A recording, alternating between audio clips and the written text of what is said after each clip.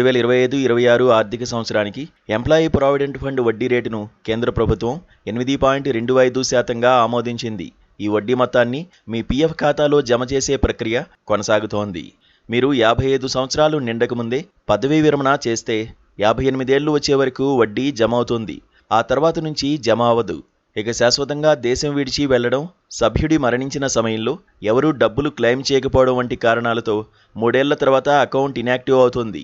ఇదంతా ఒక ఎత్తైతే మీరు కొన్ని తప్పులు చేస్తే వడ్డీని కోల్పోయే ప్రమాదం ఉంది. చాలామంది ఉద్యోగాలు మానేశాక లేదా ఉద్యోగాలు మారినప్పుడు పీఎఫ్ అకౌంట్ గురించి పట్టించుకోవడం మానేస్తారు.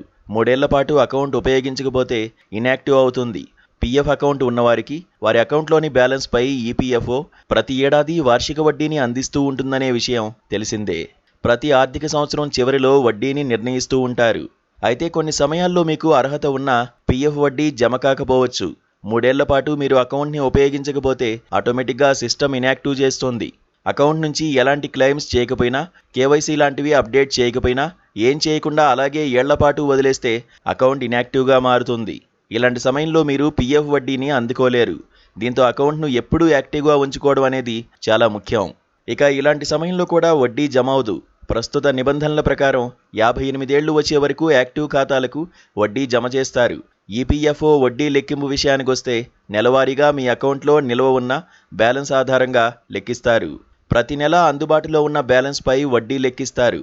ఆర్థిక సంవత్సరం చివరిలో వీటిని ఒకేసారి జమ చేస్తారు.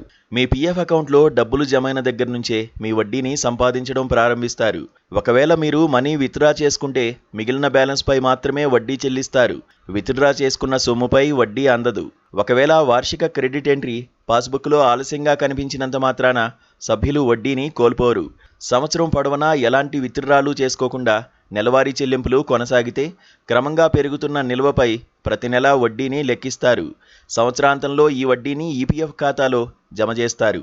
దీంతో వడ్డీ ఆలస్యంగా జమైనా మీకు నష్టం జరగదు.